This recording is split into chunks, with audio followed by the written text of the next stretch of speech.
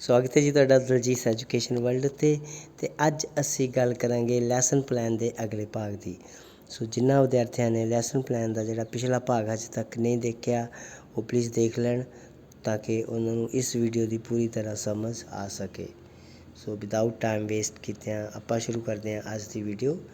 सो जे first page बारे असी already सारी गल कर चुके हैं, बट फिर भी मैं जो चीज़ एक दो चीज़ा मेरे माइंड के विच आईयां सी वो दसनियाँ चाहिए। वो है कि जो लास्ट कॉलम है प्रस्तुतिकरण, ये जो मैथड है वो तुसी हर बार सेम नहीं लिखना तो हर बार भाषण विधि लैक्चर मैथड भी नहीं लिखना, क्योंकि मनोविज्ञान के अनुसार जो मैथड है बहुत ज़्यादा वधिया मैथड नहीं होंदा। तुसी नाल लैक्चर कम डिस्कशन मैथड लिख सकते हो, या फिर लैक्चर मैथड ते क्वेश्चन आंसर टैकनीक लिख सकते हो, या फिर कोई होर मैथड लिख सकते हो। वो तुसी अकॉर्डिंग टू जो तुहाडा कंटेंट है तुसी मैथड जो चूज़ करना है, क्योंकि अगर मैं लैसन के टॉपिक के हिसाब नाल ही पता लगेगा कि किसी भी कंटेंट नूं प्रजेंट करने के लिए किहड़ा मैथड जोड़ा वो सूटेबल हो सकता है। सो मतलब ये डिपेंड करेगा तुहाडे कंटेंट उत्ते, तुहाडे टॉपिक उत्ते कि तुसी की पढ़ाउण जा रहे हो। सो कोशिश करो कि कुछ नवा ट्राई करने की, हर बारी कुछ नवा मैथड यूज़ करने की। सो आपां चलते हैं अगले भाग वाल। सो जो फस्ट पेज से रजे ये असी ऑलरेडी सीख चुके हैं कि इनू किवें क्रिएट करना है। हुण असी गल करते हैं अगले भाग की। अगले भाग दे विच रजे सब तो मेन चीज़ जी तुसी नोट करनी है दैट इज़ के जे अपने कॉलेज के विच जिहड़ा लैसन प्लान चलता है वो है 5 स्केल वाला। 5 स्केल मतलब 5 कॉलम्स के विच जिहड़ा लैसन असी बनाउने उही बनता है, उही तुसी बनाउणा है। जेकर तुसी किसी 4 कॉलम या किसी होर पैटर्न के अकॉर्डिंग लैसन प्लान बनाते हो तो वो एक्सैप्ट नहीं होगा, ये चीज़ नोट कर लेना। सो 5 कॉलम किहड़े ने राजे? विषय वस्तु, विद्यार्थी अध्यापक क्रिया, विद्यार्थी क्रिया, सहायक समग्री ते ब्लैक बोर्ड। तो अंग्रेजी दे विच असीं इन्हां नूं की कहने आ, विषय वस्तु नूं असीं कहने आ सबजैक्ट मैटर, या फिर कई बार असीं इकल्ला ही कंटेंट लिख दिंदे आ। तो विद्यार्थी अध्यापक क्रिया यानी प्यूपल टीचर एक्टिविटी, तो जी विद्यार्थी क्रिया है उन्होंने असीं प्यूपल एक्टिविटी कहने आ। तो जिहड़ा टीचिंग एड है सहायक समग्री है इनू असी टीचिंग एड कहने आ। तो लास्ट कॉलम जिहड़ा ब्लैक बोर्ड है it is called black board. So रजे ये सी 5 कॉलम की गल। हुण असी एक एक करके डिस्कस कर लेने कि इहदे विच की लिखना हुंदा है ते किवें लिखना हुंदा है। जिहड़ा सब तो पहला कॉलम है रजे विषय वस्तु, ਉਹਦੇ ਵਿੱਚ ਜਿਹੜਾ ਕੰਟੈਂਟ ਹੈ ਉਹ ਤੁਸੀਂ ਕਿਸੇ ਬੁੱਕ ਚੋਂ ਜਾਂ ਕਿਸੇ ਵੀ ਹੋਰ ਸੋਰਸ ਤੋਂ ਜਿੱਥੋਂ ਵੀ ਤੁਸੀਂ ਲਿਖਣਾ ਚਾਹੁੰਦੇ ਹੋ ਲਿਖ ਸਕਦੇ ਹੋ, ਕਿਉਂਕਿ ਤੁਸੀਂ ਡਿਪੈਂਡ ਕਰਦਾ ਤੁਹਾਡੇ ਟੌਪਿਕ ਦੇ ਉੱਪਰ। ਤੁਸੀਂ ਕੋਈ ਚੈਪਟਰ ਦੇ ਵਿੱਚੋਂ ਕੋਈ ਟੌਪਿਕ ਲਿਆ ਹੈ ਤਾਂ ਤੁਸੀਂ ਬੁੱਕ ਦੇ ਵਿੱਚੋਂ ਦੇਖ ਕੇ ਹੀ ਉਹ ਜਿਹੜਾ ਟੌਪਿਕ ਇੱਥੇ ਰੀਪਰੋਡਿਊਸ ਕਰੋਗੇ। ਅਤੇ ਜਿਹੜੇ ਨੈਕਸਟ ਕੌਲਮਸ ਨੇ ਉਹਦੇ ਅਸੀਂ ਫਿਰ ਗੱਲ ਕਰਦੇ ਹਾਂ ਨਾਲ ਦੀ ਨਾਲ ਹੀ ਕਿ ਜਿਹੜਾ ਰਾਜੇ ਸੈਕਿੰਡ ਟੌਪਿਕ ਹੈ ਤੁਹਾਡਾ ਕੌਲਮ ਹੈ ਇਹ ਡਿਪੈਂਡ ਕਰਦਾ ਹੈ ਜੀ ਫਸਟ ਕੌਲਮ ਦੇ ਉੱਪਰ ਕਿ ਫਸਟ ਕੌਲਮ 'ਚ ਤੁਸੀਂ ਕੀ ਲਿਖਿਆ ਹੈ ਅਤੇ ਅਕੋਰਡਿੰਗਲੀ ਫਿਰ ਤੁਸੀਂ ਸੈਕਿੰਡ ਕੌਲਮ ਦੇ ਵਿੱਚ ਲਿਖ ਸਕਦੇ ਹੋ। ਜਿਸ ਤਰ੍ਹਾਂ ਤੁਸੀਂ ਤੁਹਾਡੇ ਲੈਸਨ ਦੇ ਵਿੱਚ ਦੇਖ ਸਕਦੇ ਹੋ ਸਾਹਮਣੇ ਕਿ ਕੀ ਲਿਖਿਆ ਹੈ ਅਤੇ ਇੱਥੇ ਗੁਰੂ ਗੋਬਿੰਦ ਸਿੰਘ ਜੀ ਬਾਰੇ ਮੁੱਢਲੀ ਜਾਣਕਾਰੀ ਲਿਖੀ ਹੋਈ ਹੈ। ਅਤੇ ਫਿਰ ਜਿਹੜੀ ਵਿਦਿਆਰਥੀ ਅਧਿਆਪਕ ਕਿਰਿਆ ਹੈ ਯਾਨੀ PT ਐਕਟੀਵਿਟੀ ਹੈ ਉਹਦੇ ਵਿੱਚ ਕੀ ਲਿਖਿਆ ਹੋਇਆ ਹੈ ਕਿ ਵਿਦਿਆਰਥੀ ਅਧਿਆਪਕਾ ਬੱਚਿਆਂ ਨੂੰ ਗੁਰੂ ਗੋਬਿੰਦ ਸਿੰਘ ਜੀ ਬਾਰੇ ਮੁੱਢਲੀ ਜਾਣਕਾਰੀ ਪ੍ਰਦਾਨ ਕਰੇਗੀ, ਮੁੱਢਲੀ ਜਾਣਕਾਰੀ ਦੇਵੇਗੀ। ਸੋ ਮਤਲਬ ਜਿਹੜਾ ਇਹ ਕੌਲਮ ਹੈ ਇਹ ਡਿਪੈਂਡ ਕਰਦਾ ਹੈ ਬਿਲਕੁਲ ਤੁਹਾਡੇ ਪਹਿਲੇ ਕੌਲਮ ਦੇ ਉੱਤੇ। ਕਿਹੜਾ? ਸੈਕਿੰਡ ਵਾਲਾ ਕੌਲਮ ਜਿਹੜਾ ਹੈ ਪਹਿਲੇ ਕੌਲਮ 'ਤੇ ਨਿਰਭਰ ਹੈ ਕਿ ਪਹਿਲੇ ਕੌਲਮ 'ਚ ਤੁਸੀਂ ਕੀ ਲਿਖਿਆ ਹੈ, ਅਕੋਰਡਿੰਗਲੀ ਫਿਰ ਤੁਸੀਂ ਇਸ ਕੌਲਮ ਦੇ ਵਿੱਚ ਲਿਖਦੇ ਹੋ। ਮੈਂ ਐਗਜ਼ਾਮਪਲ ਇੱਥੇ ਇੱਕ ਹੋਰ ਐਗਜ਼ਾਮਪਲ ਦੇਣੀ ਚਾਹਾਂਗਾ। ਜਿਵੇਂ ਤੁਸੀਂ ਪੋਲਿਊਸ਼ਨ ਟੌਪਿਕ ਲਾਏ, ਮੰਨ ਲਓ ਫੋਰ ਐਗਜ਼ਾਮਪਲ ਤੁਸੀਂ ਪ੍ਰਦੂਸ਼ਣ ਜਾਂ ਪੋਲਿਊਸ਼ਨ ਟੌਪਿਕ ਦੀ ਇੱਥੇ ਗੱਲ ਕਰਨ ਲੱਗੇ ਹੋ। ਸਭ ਤੋਂ ਪਹਿਲਾਂ ਅਸੀਂ ਕੀ ਕਰਦੇ ਹਾਂ, ਅਸੀਂ ਡੈਫੀਨੇਸ਼ਨ ਲਿਖਦੇ ਹਾਂ ਨਾ ਪੋਲਿਊਸ਼ਨ ਦੀ ਕਿ ਪੋਲਿਊਸ਼ਨ ਹੁੰਦਾ ਕੀ ਹੈ। ਸੋ ਜਦੋਂ ਤੁਸੀਂ ਡੈਫੀਨੇਸ਼ਨ ਲਿਖੋਗੇ ਅਤੇ ਫਿਰ ਜਿਹੜੀ ਤੁਹਾਡੀ ਐਕਟੀਵਿਟੀ ਕੀ ਹੋਏਗੀ, ਪਿਊਪਲ ਟੀਚਰ ਐਕਟੀਵਿਟੀ ਕੀ ਹੋਏਗੀ ਫਿਰ ਕਿ PT will define the term pollution by giving some examples and by writing it on blackboard। ਜਿਹੜੀ ਵਿਦਿਆਰਥੀ ਅਧਿਆਪਕਾ ਹੈ ਉਹ ਟਰਮ ਪ੍ਰਦੂਸ਼ਣ ਨੂੰ ਮਤਲਬ ਪ੍ਰਦੂਸ਼ਣ ਸ਼ਬਦ ਦੀ ਜਿਹੜੀ ਪਰਿਭਾਸ਼ਾ ਦੇਵੇਗੀ ਉਸ ਨੂੰ ਬਲੈਕ ਬੋਰਡ 'ਤੇ ਲਿਖਦੀ ਹੋਈ ਅਤੇ ਉਦਾਹਰਨਾਂ ਦਿੰਦੀ ਹੋਈ। ਤੋਂ ਇੱਕ ਤਰ੍ਹਾਂ ਨਾਲ ਕੀ ਹੋਇਆ, ਇਹ ਪੂਰੀ ਤਰ੍ਹਾਂ ਤੁਹਾਡੇ ਪਹਿਲੇ ਕਾਲਮ ਦੇ 'ਤੇ ਡਿਪੈਂਡ ਕਰਦਾ ਹੈ ਕਿ ਤੁਸੀਂ ਉੱਥੇ ਪੋਲਿਊਸ਼ਨ ਦੀ ਪਰਿਭਾਸ਼ਾ ਲਿਖੀ ਅਤੇ ਇੱਧਰ ਫਿਰ ਤੁਸੀਂ ਕੀ ਲਿਖਤਾ ਕਿ ਪੀਟੀ ਜਿਹੜੀ ਹੈ ਪੋਲਿਊਸ਼ਨ ਦੀ ਪਰਿਭਾਸ਼ਾ ਨੂੰ ਪਰਿਭਾਸ਼ਿਤ ਕਰੇਗੀ। ਅਤੇ ਉਸ ਤੋਂ ਬਾਅਦ ਨੈਕਸਟ ਸਟੈਪ ਦੇ ਵਿੱਚ ਤੁਸੀਂ ਕੀ ਲਿਖਤਾ, ਪ੍ਰਦੂਸ਼ਣ ਦੇ ਚਾਰੋਂ ਕਿਸਮਾਂ ਦੇ ਨਾਮ ਲਿਖਤੇ। ਮੰਨ ਲਓ ਤਾਂ ਅਸੀਂ ਲਿਸਟਡ ਕਰਦੇ ਹਾਂ ਨਾ, ਐਕਸਪਲੇਨ ਕਰਨ ਤੋਂ ਪਹਿਲਾਂ ਉਹਨਾਂ ਨੂੰ ਚਾਰਾਂ ਨੂੰ ਤੁਸੀਂ ਲਿਸਟਡ ਕਰਤਾ ਚਾਰਾਂ ਨੂੰ, ਅਤੇ ਫਿਰ ਤੁਸੀਂ ਪੰਜਾਬੀ 'ਚ ਕੀ ਲਿਖੋਗੇ ਕਿ ਵਿਦਿਆਰਥੀ ਅਧਿਆਪਕਾ ਚਾਰੋਂ ਪ੍ਰਦੂਸ਼ਣਾਂ ਦੇ ਜਿਹੜੇ ਨਾਮ ਹੈ ਤਰਤੀਬਵਾਰ ਬਲੈਕ ਬੋਰਡ 'ਤੇ ਲਿਖੇਗੀ ਅਤੇ ਬੱਚਿਆਂ ਨੂੰ ਆਪਣੀਆਂ ਕਾਪੀਆਂ 'ਤੇ ਲਿਖਣ ਲਈ ਕਹੇਗੀ। ਅੰਡਰਸਟੂਡ ਹੈ ਕਿ ਜਦੋਂ ਟੀਚਰ ਕੁਛ ਬਲੈਕ ਬੋਰਡ 'ਤੇ ਲਿਖਦਾ ਹੈ ਤਾਂ ਉਹ ਕਿਹਦੇ ਲਈ ਲਿਖਦਾ ਹੈ, ਬੱਚਿਆਂ ਦੇ ਲਈ, ਅਤੇ ਫਿਰ ਉਹ ਬੱਚੇ ਉਹਨੂੰ ਨੋਟ ਡਾਊਨ ਕਰਨ, ਇਹ ਵੀ ਜ਼ਰੂਰੀ ਹੈ। ਸੋ ਜਦੋਂ ਤੁਸੀਂ ਚਾਰੋਂ ਕਿਸਮਾਂ ਦੇ ਨਾਮ ਜਸਟ ਲਿਖਤੇ, ਐਕਸਪਲੇਨ ਹਾਲੇ ਕੁਛ ਨਹੀਂ ਕੀਤਾ, ਤਾਂ ਫਿਰ ਉੱਥੇ ਤੁਸੀਂ ਕੀ ਲਿਖੋਗੇ ਕਿ ਪੀਟੀ ਵਿਲ ਰਾਈਟ ਡਾਊਨ ਜਾਂ PT will note down all the 4 pollutions on the blackboard in a sequence and ask the students to note down the same on their notebooks। ਸੋ ਉਸ ਤੋਂ ਰਾਜੇ ਅਗਲਾ ਸਟੈਪ ਕੀ ਹੋਏਗਾ ਕਿ ਤੁਸੀਂ ਪਹਿਲੀ ਪ੍ਰਦੂਸ਼ਣ ਦੀ ਜਿਹੜੀ ਕਿਸਮ ਹੈ ਉਹਨੂੰ ਐਕਸਪਲੇਨ ਕਰੋਗੇ, ਨੋ ਡਾਊਟ।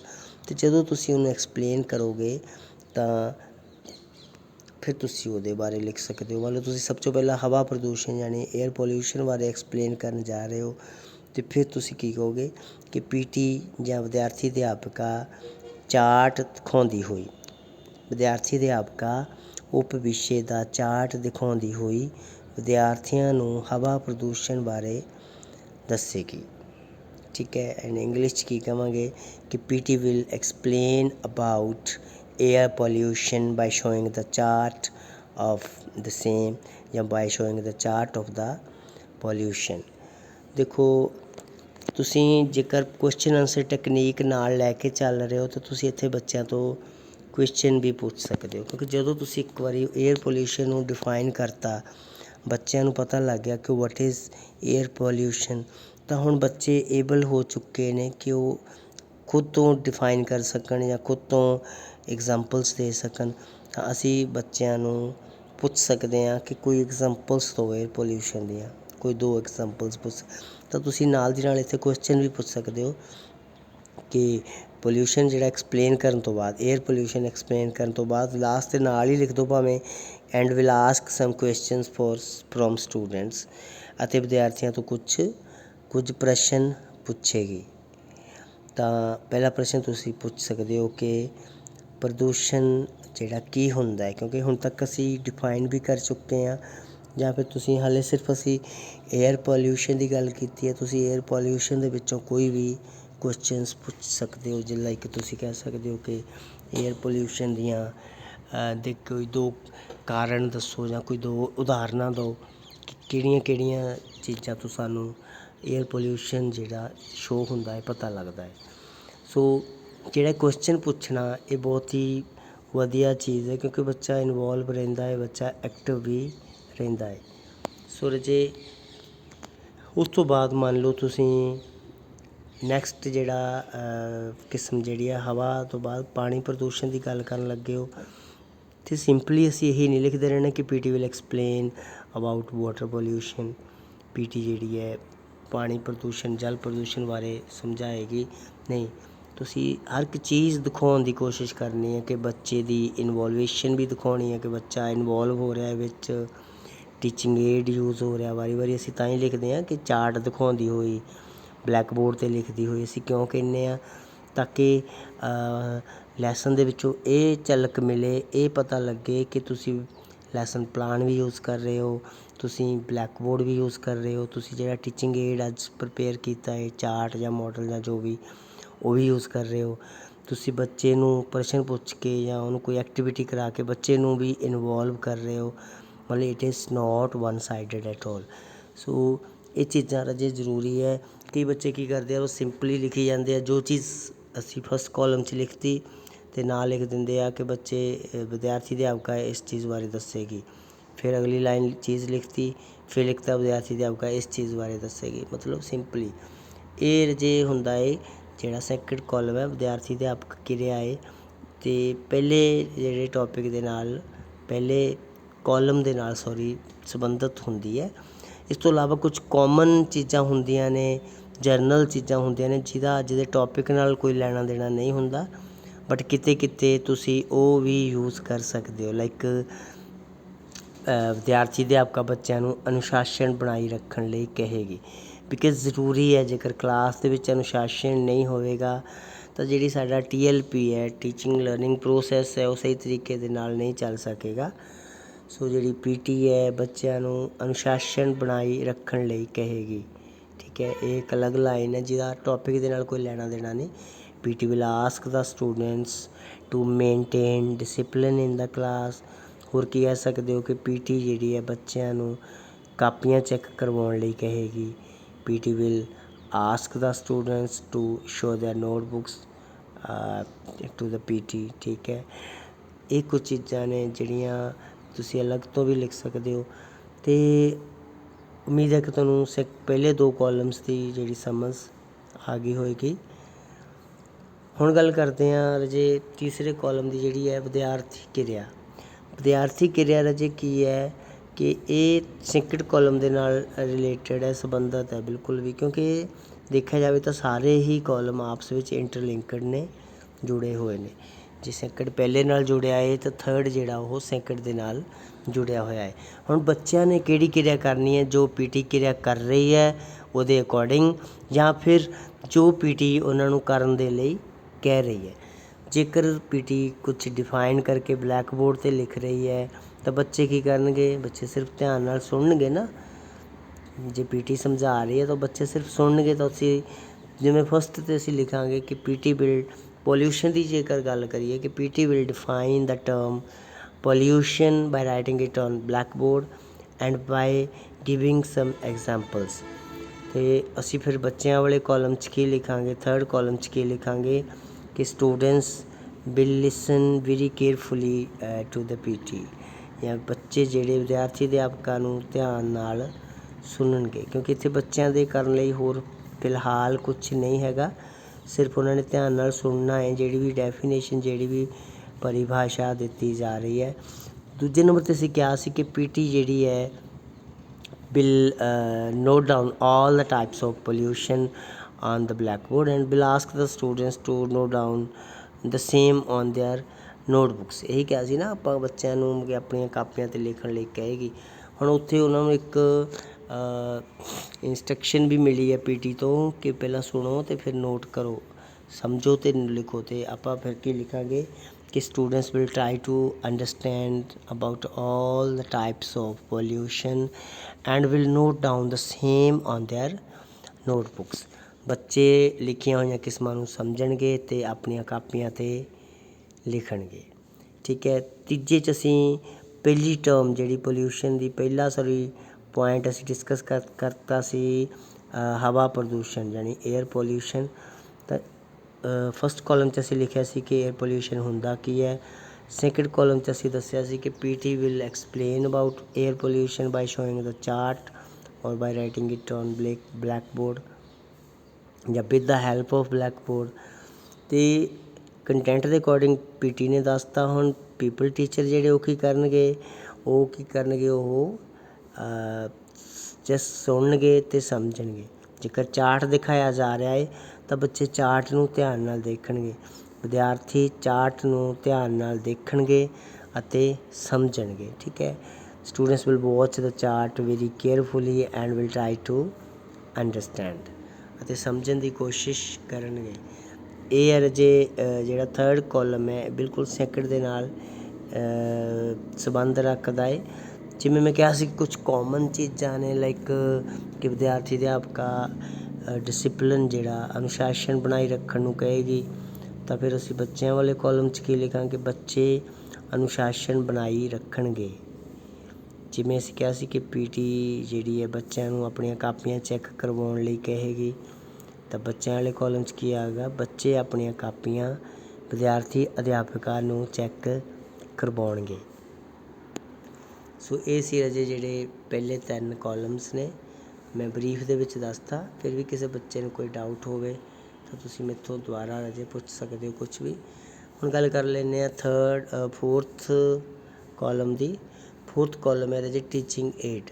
ਟੀਚਿੰਗ ਏਡ ਯਾਨੀ ਸਹਾਇਕ ਸਮੱਗਰੀ ਕਿ ਤੁਸੀਂ ਅੱਜ ਕੀ ਯੂਜ਼ ਕਰ ਰਹੇ ਹੋ। ਕੋਈ ਚਾਰਟ ਯੂਜ਼ ਕਰ ਰਹੇ ਹੋ, ਕੋਈ ਮਾਡਲ ਯੂਜ਼ ਕਰ ਰਹੇ ਹੋ, ਜਾਂ ਕੋਈ ਹੋਰ ਟੀਚਿੰਗ ਏਡ, ਜਾਂ ਕੁਛ ਰੀਅਲ ਓਬਜੈਕਟਸ ਲੈ ਕੇ ਜਾ ਰਹੇ ਹੋ ਕਲਾਸ ਦੇ ਵਿੱਚ। ਉਹਦੇ ਲਈ ਇੱਥੇ ਤੁਸੀਂ ਬਸ ਕੁਛ ਨਹੀਂ ਕਰਨਾ, ਉਹਦੀ ਪਿਕਚਰ ਜਸਟ ਪੇਸਟ ਕਰਨੀ ਹੈ।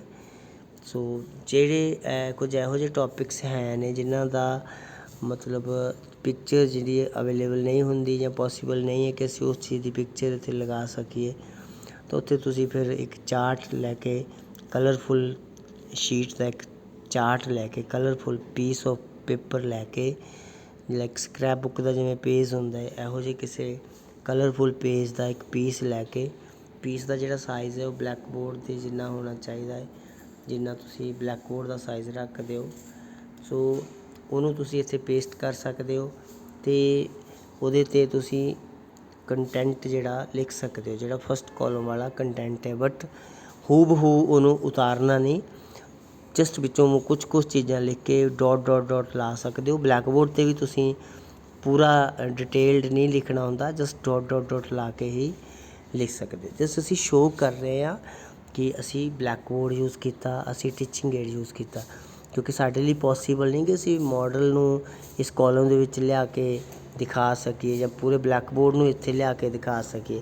ਅਸੀਂ ਸਿਰਫ ਬਲੈਕ ਪੇਜ ਦੇ ਨਾਲ ਦਿਖਾਉਣ ਦੀ ਕੋਸ਼ਿਸ਼ ਕਰ ਰਹੇ ਹਾਂ ਕਿ ਬਲੈਕ ਬੋਰਡ ਦੇ ਉੱਤੇ ਅਸੀਂ ਮੇਨ ਚੀਜ਼ਾਂ ਜਿਹੜੀਆਂ ਅਸੀਂ ਲਿਖਦੇ ਹਾਂ, ਮੇਨ ਡੈਫੀਨੇਸ਼ਨ ਜਾਂ ਕੋਈ ਡਾਇਗਰਾਮਸ ਅਸੀਂ ਜਦੋਂ ਲਿਖਣੀ ਹੈ, ਉਹਦੇ ਲਈ ਬਲੈਕ ਬੋਰਡ ਅਸੀਂ ਜਨਰਲੀ ਯੂਜ਼ ਕਰਦੇ ਹਾਂ। ਇਸ ਕਰਕੇ ਇੱਥੇ ਤੁਸੀਂ ਜਸਟ ਇੱਕ ਬਲੈਕ ਬੋਰਡ ਦੀ ਐਗਜ਼ਾਮਪਲ ਦੇਣੀ ਹੈ। ਕੁਛ ਛੋਟਾ ਜਿਹਾ ਬਲੈਕ ਪੀਸ ਲਗਾ ਕੇ ਉਹਦੇ 'ਤੇ ਸਿਲਵਰ ਸਪਾਰਕਲ ਪੈਨ ਜਿਹੜਾ ਯੂਜ਼ ਕਰਨਾ ਹੈ। ਅਤੇ ਸਿਮੀਲਰਲੀ ਜੇਕਰ ਕਿਸੇ ਟੋਪਿਕ ਦੀ ਫੋਟੋਗ੍ਰਾਫ ਅਵੇਲੇਬਲ ਨਹੀਂ ਹੈ, ਤੁਹਾਨੂੰ ਨਹੀਂ ਮਿਲਦੀ ਹੈ ਕਿਤੋਂ, ਤਾਂ ਤੁਸੀਂ ਉਹਦੀ ਜਗ੍ਹਾ ਇੱਕ ਜਿਹੜਾ ਚਾਰਟ ਯੂਜ਼ ਕਰ ਸਕਦੇ ਹੋ, ਕਲਰਫੁੱਲ ਚਾਰਟ। ਸੋ ਇਹ ਲਾਸਟ 2 ਕਾਲਮ ਸੀ ਰਾਜੇ ਜਿਹੜੇ ਟੀਚਿੰਗ ਏਡ ਅਤੇ ਬਲੈਕ ਬੋਰਡ ਵਾਲੇ। ਸੋ ਇਹ ਸੀ all about a lesson plan. ਦੇਖੋ ਜਿਵੇਂ ਇਹ ਲੈਸਨ ਵੀ 2 ਪੇਜਸ 'ਤੇ ਜਾ ਰਿਹਾ ਹੈ, ਇਸੇ ਤਰ੍ਹਾਂ ਤੁਹਾਡਾ ਜਿਹੜਾ ਘੱਟੋ ਘੱਟ 2 ਪੇਜਾਂ 'ਤੇ ਤਾਂ ਜ਼ਰੂਰ ਹੋਣਾ ਚਾਹੀਦਾ। ਜੇ ਜ਼ਿਆਦਾ ਹੋ ਜਾਏ ਤਾਂ ਬਹੁਤ ਵਧੀਆ ਗੱਲ ਹੈ। ਹੁਣ ਜਦੋਂ ਤੁਹਾਡਾ ਲੈਸਨ ਪੇਜ 'ਤੇ ਖ਼ਤਮ ਹੋ ਜਾਂਦਾ ਹੈ, ਅਤੇ ਫਿਰ ਤੁਸੀਂ ਸਿੰਗਲ ਪੇਜ, ਜਿਹੜਾ ਲਾਸਟ ਪੇਜ ਸਿੰਗਲ ਹੈ, ਉਹਦੇ 'ਤੇ ਅੰਤਮ ਦੁਹਰਾਈ ਲਿਖਣੀ, ਕਿਉਂਕਿ ਜਿਹੜਾ ਇਹਦੇ ਆਪੋਜ਼ਿਟ ਵਾਲਾ ਪੇਜ ਹੈ ਉੱਥੇ ਤੁਸੀਂ ਫਿਰ ਤੋਂ ਨਵਾਂ ਲੈਸਨ ਸਟਾਰਟ ਕਰੋਗੇ। ਸੋ ਇਸ ਸਿੰਗਲ ਪੇਜ 'ਤੇ ਤੁਸੀਂ ਅੰਤਮ ਦੁਹਰਾਈ ਅਤੇ ਜਿਹੜਾ ਘਰ ਦਾ ਕੰਮ ਹੈ, ਹੋਮਵਰਕ ਹੈ, ਉਹ ਖ਼ਤਮ ਕਰਨਾ ਹੈ। ਕਿਉਂਕਿ ਦੇਖੋ ਇੱਥੇ ਪੇਜ ਖ਼ਤਮ ਹੋ ਗਿਆ ਤੁਹਾਡਾ। ਹੁਣ ਜਦੋਂ ਤੁਸੀਂ ਪੇਜ ਨੂੰ ਟਰਨ ਕਰੋਗੇ, again you have a page, but ਹੁਣ ਤੁਸੀਂ ਕੀ ਕਰਨਾ ਹੈ, ਲੈਫਟ ਹੈਂਡ ਸਾਈਡ ਤੁਸੀਂ ਅੰਤਮ ਦੁਹਰਾਈ ਅਤੇ ਘਰ ਦਾ ਕੰਮ ਲਿਖਣਾ ਹੈ, ਅਤੇ ਰਾਈਟ ਹੈਂਡ ਸਾਈਡ ਤੁਸੀਂ ਅਗਲਾ ਲੈਸਨ ਫਿਰ ਤੋਂ ਸਟਾਰਟ ਕਰ ਦੇਣਾ ਹੈ। ਸੋ ਅੰਤਮ ਦੁਹਰਾਈ ਇਸ ਲਈ ਕਿਹਾ ਜਾਂਦਾ ਹੈ ਰਾਜੇ, ਕਿਉਂਕਿ ਲਾਸਟ ਵਿੱਚ ਜਿਹੜੇ ਤੁਸੀਂ ਕੁਐਸਚਨ ਪੁੱਛਦੇ ਹੋ, ਕਿਉਂਕਿ ਕੁਐਸਚਨਸ ਤਾਂ ਅਸੀਂ ਇਨ ਬਿਟਵੀਨ ਵੀ ਪੁੱਛ ਰਹੇ ਸੀ, ਦੈਟ ਇਜ਼ ਕਾਲਡ ਸੈਕਸ਼ਨਲ ਰੀਕੈਪਚੂਲੇਸ਼ਨ। ਐਕਚੁਅਲੀ ਜਿਹੜੀ ਅਸੀਂ ਇਨ ਬਿਟਵੀਨ ਪੁੱਛਦੇ ਹਾਂ, ਡਿਵੈਲਪਿੰਗ ਕੁਐਸਚਨ ਅਸੀਂ ਉਹਨਾਂ ਨੂੰ ਕਹਿੰਦੇ ਹਾਂ, ਤਾਂ ਮਤਲਬ ਇਹਨੂੰ ਅਸੀਂ ਅੰਤਮ ਦੁਹਰਾਈ ਦਾ ਨਾਂ ਇਸ ਲਈ ਦਿੰਦੇ ਕਿਉਂਕਿ ਸਾਡਾ ਲੈਸਨ ਖ਼ਤਮ ਹੋ ਚੁੱਕਾ ਹੈ, ਅਤੇ ਹੁਣ ਅਸੀਂ ਅੰਤਮ ਦੁਹਰਾਈ ਕਰਨ ਲੱਗੇ ਹਾਂ। ਅੰਤਮ ਦੁਹਰਾਈ ਦੇ ਵਿੱਚ ਤੁਸੀਂ ਦੇਖ ਰਹੇ ਹੋ ਕਿ ਖਾਲਸਾ ਪੰਥ ਲੈਸਨ ਦੇ ਬਾਰੇ ਪ੍ਰਸ਼ਨ ਪੁੱਛੇ ਗਏ ਆ ਕਿ ਖਾਲਸਾ ਪੰਥ ਦੀ ਸਥਾਪਨਾ ਕਦੋਂ ਕੀਤੀ ਗਈ, 5 ਪਿਆਰਿਆਂ ਦੇ ਨਾਮ ਦੱਸੋ, ਖਾਲਸਾ ਪੰਥ ਦੇ ਕੋਈ 2 ਸਿਧਾਂਤ ਦੱਸੋ। ਤਾਂ ਮਤਲਬ ਕੁਛ ਲੈਸਨਸ ਤਾਂ ਇਹੋ ਜਿਹੇ ਹਨ ਜਿਨ੍ਹਾਂ ਵਿੱਚ ਸਿੱਧੇ ਕੁਐਸਚਨ ਤੁਸੀਂ ਪੁੱਛ ਸਕਦੇ ਹੋ, ਬਟ ਕੋਸ਼ਿਸ਼ ਕਰਿਆ ਕਰੋ ਥੋੜ੍ਹੀ ਜਿਹੀ ਕ੍ਰੀਏਟੀਵਿਟੀ ਐਡ ਕਰਨ ਦੀ। ਲਾਈਕ ਤੁਸੀਂ MCQs ਦੀ ਫੋਰਮ ਦੇ ਵਿੱਚ ਕੁਐਸਚਨ ਪੁੱਛ ਸਕਦੇ ਹੋ, ਤੁਸੀਂ ਟਰੂ ਫਾਲਸਿਸ ਬਣਾ ਸਕਦੇ ਹੋ, ਤੁਸੀਂ ਬਲੈਂਕਸ ਬਣਾ ਸਕਦੇ ਹੋ, ਅਤੇ ਜਿਹੜੇ ਕੁਐਸਚਨ ਤਾਂ ਤੁਸੀਂ ਪੁੱਛ ਹੀ ਸਕਦੇ ਹੋ। ਫਿਰ ਮਤਲਬ ਅਲੱਗ ਵੇ ਹੁੰਦੇ ਨੇ ਫਾਈਨਲ ਰੀਕੈਪਚੂਲੇਸ਼ਨ ਦੇ। ਅਤੇ ਲਾਸਟ ਹੈ ਜੀ ਫਿਰ ਘਰ ਦਾ ਕੰਮ। ਸਾਡਾ ਘਰ ਦਾ ਕੰਮ ਦਾ ਮਤਲਬ ਜਿਹੜਾ ਅਸੀਂ ਬੱਚੇ ਨੂੰ ਘਰੋਂ ਕੰਮ ਕਰਕੇ ਲਿਆਉਣ ਨੂੰ ਕਹਿੰਦੇ ਹਾਂ। ਇਹਦੇ ਵਿੱਚ ਵੀ ਮੋਸਟਲੀ ਬੱਚੇ ਕੀ ਗਲਤੀ ਕਰਦੇ ਆ, ਸਿੰਪਲੀ ਲਿਖ ਦਿੰਦੇ ਕਿ ਵਿਦਿਆਰਥੀ ਅਧਿਆਪਕਾਂ ਬੱਚਿਆਂ ਨੂੰ ਘਰ ਤੋਂ ਆਹ ਚੀਜ਼ ਯਾਦ ਕਰਕੇ ਲਿਆਉਣ ਲਈ ਕਹੇਗੀ। ਬਸ ਜਿਵੇਂ ਇੱਥੇ ਵੀ ਕੀ ਲਿਖਿਆ ਹੋਇਆ ਹੈ, ਵਿਦਿਆਰਥੀ ਅਧਿਆਪਕਾਂ ਵਿਦਿਆਰਥੀਆਂ ਨੂੰ ਖਾਲਸਾ ਪੰਥ ਦੀ ਸਥਾਪਨਾ ਬਾਰੇ ਉਸ ਦੇ ਸਿਧਾਂਤ ਯਾਦ ਕਰਕੇ ਆਉਣ ਲਈ ਕਹੇਗੀ। ਮਤਲਬ ਜਸਟ ਲਰਨ ਕਰਨ ਨੂੰ ਕੰਮ ਦੇ ਦਿੱਤਾ। ਤੁਸੀਂ ਚਾਹੋ ਵਿੱਚ ਚੇਂਜ ਕਰ ਸਕਦੇ ਹੋ, ਲਾਈਕ ਕਿਤੇ ਕਿਤੇ ਤੁਸੀਂ ਚਾਰਟ ਦੇ ਸਕਦੇ ਹੋ ਬੱਚਿਆਂ ਨੂੰ। ਡੇਲੀ ਚਾਰਟ ਅਸੀਂ ਨਹੀਂ ਦਿੰਦੇ ਕਲਾਸ ਦੇ ਵਿੱਚ ਬੱਚੇ ਨੂੰ। ਜਿਸ ਟੌਪਿਕ 'ਤੇ ਤੁਹਾਨੂੰ ਲੱਗਦਾ ਹੈ ਕਿ ਇਸ ਟੌਪਿਕ ਦਾ ਜਿਹੜਾ ਚਾਰਟ ਹੈ ਬਹੁਤ ਅੱਛਾ ਬਣ ਸਕਦਾ ਹੈ, ਤੁਸੀਂ ਉੱਥੇ ਕਹਿ ਸਕਦੇ ਕਿ ਵਿਦਿਆਰਥੀ ਅਧਿਆਪਕਾਂ ਬੱਚਿਆਂ ਨੂੰ ਘਰ ਤੋਂ ਇਸ ਟੌਪਿਕ ਨੂੰ ਦਰਸਾਉਂਦਾ ਹੋਇਆ ਇੱਕ ਵਧੀਆ ਚਾਰਟ ਬਣਾ ਕੇ ਲਿਆਉਣ ਨੂੰ ਕਹੇਗੀ। ਕਿਤੇ ਕਿਤੇ ਤੁਸੀਂ ਅਸਾਈਨਮੈਂਟ ਦੇ ਸਕਦੇ ਹੋ ਬੱਚੇ ਨੂੰ ਕਿਸੇ ਟੌਪਿਕ ਦੀ। ਕਦੇ ਤੁਸੀਂ ਬੱਚੇ ਨੂੰ PPT ਬਣਾ ਕੇ ਲਿਆਉਣ ਨੂੰ ਵੀ ਕਹਿ ਸਕਦੇ ਹੋ, ਕਿਉਂਕਿ PPT ਬਣਾਉਣ ਨਾਲ ਕੀ ਹੋਏਗਾ ਰਾਜੇ, ਉਹਦੇ ਸਬਜੈਕਟ ਨੌਲੇਜ ਦੇ ਨਾਲ ਨਾਲ ਉਹਦੇ ਜਿਹੜੇ ਕੰਪਿਊਟਰ ਦੇ ਸਕਿੱਲ ਨੇ ਉਹ ਵੀ ਡਿਵੈਲਪ ਹੋਣਗੇ। ਜਦੋਂ PPT ਬਣਾਏਗਾ ਉਹਨੂੰ ਕਈ ਚੀਜ਼ਾਂ ਸਿੱਖਣ ਨੂੰ ਮਿਲਣਗੀਆਂ ਕਿ ਜਦੋਂ ਅਸੀਂ PPT ਬਣਾਉਂਦੇ ਹਾਂ ਇਸ ਦੇ ਵਿੱਚ ਪਿਕਚਰਸ ਕਿਵੇਂ ਐਡ ਹੁੰਦੀਆਂ ਨੇ, ਟਾਈਟਲਸ ਕਿਵੇਂ ਲਿਖੇ ਜਾਂਦੇ ਨੇ, ਸਬ ਟਾਈਟਲਸ ਕਿਵੇਂ ਲਿਖੇ ਜਾਂਦੇ ਨੇ। ਸੋ ਬੱਚਾ ਆਪਣੇ ਸਬਜੈਕਟ ਦੀ ਤਾਂ ਨੌਲੇਜ ਲੈ ਹੀ ਰਿਹਾ ਹੈ ਅਤੇ ਨਾਲ ਨਾਲ ਉਹ ਕੰਪਿਊਟਰ ਦੀ ਜਿਹੜੀ ਨੌਲੇਜ ਵੀ ਉਹਨੂੰ ਆ ਰਹੀ ਹੈ। ਤਾਂ ਮਤਲਬ ਜੇਕਰ ਬੱਚੇ ਨੂੰ PPT ਦਿੱਤੀ ਜਾਂਦੀ ਹੈ ਤਾਂ ਇਹ ਇੱਕ ਪੰਥ ਦੋ ਕਾਜ ਵਾਲੀ ਗੱਲ ਹੋਏਗੀ। ਬੱਚਿਆਂ ਨੂੰ ਥੋੜ੍ਹਾ ਜਿਹਾ ਕੁਛ ਪ੍ਰੋਜੈਕਟ ਵਰਕ ਦੇ ਸਕਦੇ ਹੋ ਕਿ ਮੰਨ ਲਓ ਤੁਸੀਂ ਕੁਛ ਡੋਮੈਸਟਿਕ ਐਨੀਮਲਸ ਬਾਰੇ ਪੜ੍ਹਾਇਆ ਹੈ ਤਾਂ ਬੱਚਿਆਂ ਨੂੰ ਕਿਹਾ ਜਾ ਸਕਦਾ ਕਿ ਆਪਣੇ ਆਸ ਪਾਸ ਦੇ ਜਿਹੜੇ ਤੁਹਾਡੇ ਆਲੇ ਦੁਆਲੇ ਦੇ ਵਿੱਚ ਤੁਹਾਨੂੰ ਕੁਛ ਡੋਮੈਸਟਿਕ ਐਨੀਮਲਸ ਦਿਸਦੇ ਨੇ ਉਹਨਾਂ ਦੀ ਨੇਮ ਲਿਖ ਕੇ ਲੈ ਕੇ ਆਓ, ਜਾਂ ਉਹਨਾਂ ਦੀਆਂ ਪਿਕਚਰਸ ਇਕੱਠੀਆਂ ਕਰਕੇ ਆਪਣੀ ਸਕ੍ਰੈਪ ਬੁੱਕ 'ਤੇ ਪੇਸਟ ਕਰਕੇ ਲੈ ਕੇ ਆਓ। ਇਸ ਤੋਂ ਇਲਾਵਾ ਮੰਨ ਲਓ ਫਸਲਾਂ ਬਾਰੇ ਤੁਸੀਂ ਪੜ੍ਹਾਇਆ ਹੈ ਤਾਂ ਉਹਨਾਂ ਨੂੰ ਕਹਾਂਗੇ ਕਿ ਤੁਸੀਂ ਬਾਹਰ ਆਪਣੇ ਆਲੇ ਦੁਆਲੇ ਦੇ ਖੇਤਾਂ ਵਿੱਚ ਜਾਓ ਅਤੇ ਜਾ ਕੇ ਜਿਹੜੀਆਂ ਫਸਲਾਂ ਤੁਹਾਨੂੰ ਨਜ਼ਰ ਆਉਂਦੀਆਂ ਨੇ ਉਹਨਾਂ ਦੀ ਇੱਕ ਸੂਚੀ ਬਣਾ ਕੇ ਆਪਣੀ ਨੋਟਬੁੱਕ 'ਤੇ ਲਿਖ ਕੇ ਲੈ ਕੇ ਆਓ। ਸੋ ਇਹ ਹੁੰਦੇ ਨੇ ਕੁਛ ਕ੍ਰੀਏਟਿਵ ਆਈਡੀਆਜ਼ ਜਿਨ੍ਹਾਂ ਦੇ ਨਾਲ ਅਸੀਂ ਬੱਚਿਆਂ ਨੂੰ ਹੋਮਵਰਕ ਦੇ ਸਕਦੇ ਹਾਂ। ਅਦਰਵਾਈਜ਼ ਜਿਹੜਾ ਇੱਕੋ ਹੀ ਬੱਚੇ ਲਿਖ ਦਿੰਦੇ ਆ ਕਿ ਬਸ ਜਸਟ ਘਰੋਂ ਯਾਦ ਕਰਕੇ ਲਿਆਉਣ ਲਈ ਕਹੇਗੀ, ਹਰ ਵਾਰ ਉਹ ਚੀਜ਼ ਨਹੀਂ ਹੋਣੀ ਚਾਹੀਦੀ ਅਕੋਰਡਿੰਗ ਟੂ ਮੀ। ਸੋ ਇਹ ਸੀ ਰਾਜੇ ਲੈਸਨ ਪਲਾਨ ਦੇ ਬਾਰੇ ਇੱਕ ਜਰਨਲ ਜਿਹਾ ਸਾਡਾ ਇੱਕ ਲੈਕਚਰ ਸੀਗਾ ਕਿ ਲੈਸਨ ਪਲਾਨ ਕੀ ਹੁੰਦਾ ਹੈ, ਇਹਦੇ 'ਚ ਕਿਹੜੇ ਕਿਹੜੇ ਕੋਲਮਸ ਹੁੰਦੇ ਨੇ, ਕਿਸ ਕੋਲਮ 'ਚ ਕੀ ਲਿਖਿਆ ਜਾਂਦਾ ਹੈ, ਕਿਹੜਾ ਕੋਲਮ ਕਿਹਦੇ ਨਾਲ ਸੰਬੰਧਿਤ ਹੁੰਦਾ ਹੈ, ਹੋਮਵਰਕ ਕੀ ਹੁੰਦਾ ਜਾਂ ਫਿਰ ਅੰਤਮ ਦੁਹਰਾਈ ਕੀ ਹੁੰਦੀ ਹੈ। ਸੋ ਉਮੀਦ ਹੈ ਰਾਜੇ ਤੁਹਾਨੂੰ ਲੈਸਨ ਪਲਾਨ ਬਾਰੇ ਇੱਕ ਜਿਹੜੀ ਹੈ ਇੰਟਰੋਡਕਸ਼ਨ ਐਟਲੀਸਟ ਘੱਟੋ ਘੱਟ ਤੁਹਾਨੂੰ ਉਹਦਾ ਬੇਸਿਕ ਪਤਾ ਲੱਗ ਗਿਆ ਹੋਵੇਗਾ। ਸੋ ਕਿਸੇ ਬੱਚੇ ਨੂੰ ਕੋਈ ਹੋਰ ਡਾਊਟ ਹੈ ਤਾਂ ਤੁਸੀਂ ਆਪਣਾ ਕੁਐਸਚਨ ਰਾਜੇ ਪੁੱਛ ਸਕਦੇ ਹੋ। ਬਾਕੀ ਆਪਾਂ ਇਸ ਤੋਂ ਬਾਅਦ ਲੈਂਗੁਏਜ ਦੇ ਜਿਹੜੇ ਲੈਸਨ ਦੁਬਾਰਾ ਤੋਂ ਅਪਲੋਡ ਕਰਾਂਗੇ ਕਿਉਂਕਿ ਉਹ ਥੋੜ੍ਹੇ ਡਿਫਰੈਂਟ ਹੁੰਦੇ ਨੇ। ਇੱਕ ਵਾਰੀ ਮੈਨੂੰ ਇਹ ਸੀ ਕਿ ਤੁਹਾਨੂੰ ਪਤਾ ਲੱਗ ਜੇ ਕਿ ਲੈਸਨ ਪਲਾਨ ਕੀ ਹੁੰਦਾ। ਜਦ ਤੱਕ ਤੁਹਾਨੂੰ ਉਹਦੀ ਡੈਫੀਨੇਸ਼ਨ ਨਹੀਂ ਪਤਾ, ਉਹਦੀ ਥੋੜ੍ਹਾ ਜਿਹਾ ਵਿਊ ਨਹੀਂ ਪਤਾ, ਤੁਹਾਡੇ ਮਾਇੰਡ ਦੇ ਵਿੱਚ ਇੱਕ ਇਮੇਜ ਨਹੀਂ ਬਣੀ ਹੋਈ ਕਿ ਵਾਟ ਇਜ਼ ਆ ਲੈਸਨ ਪਲਾਨ, ਉਹਨਾਂ ਚਿਰ ਤੁਸੀਂ ਉਹਨੂੰ ਅਲੱਗ ਅਲੱਗ ਕਿਸਮਾਂ ਦੇ ਹਿਸਾਬ ਨਾਲ ਸਿੱਖਣ ਦੇ ਵਿੱਚ ਆਈ ਥਿੰਕ ਏਬਲ ਨਹੀਂ ਹੋਵੋਗੇ। ਉਮੀਦ ਹੈ ਰਾਜੇ ਵੀਡੀਓ ਤੁਹਾਨੂੰ ਵਧੀਆ ਲੱਗੀ ਹੋਏਗੀ। ਸੋ ਤੁਸੀਂ ਦੇਖਦੇ ਰਹੋ ਦਲਜੀਤ ਐਜੂਕੇਸ਼ਨ ਵਰਲਡ ਅਤੇ ਆਪਾਂ ਮਿਲਦੇ ਰਹਾਂਗੇ ਇਹੋ ਜਿਹੀਆਂ ਹੀ ਬਹੁਤ ਸਾਰੀਆਂ ਵੀਡੀਓਜ਼ ਦੇ ਨਾਲ। ਥੈਂਕ ਯੂ ਜੀ।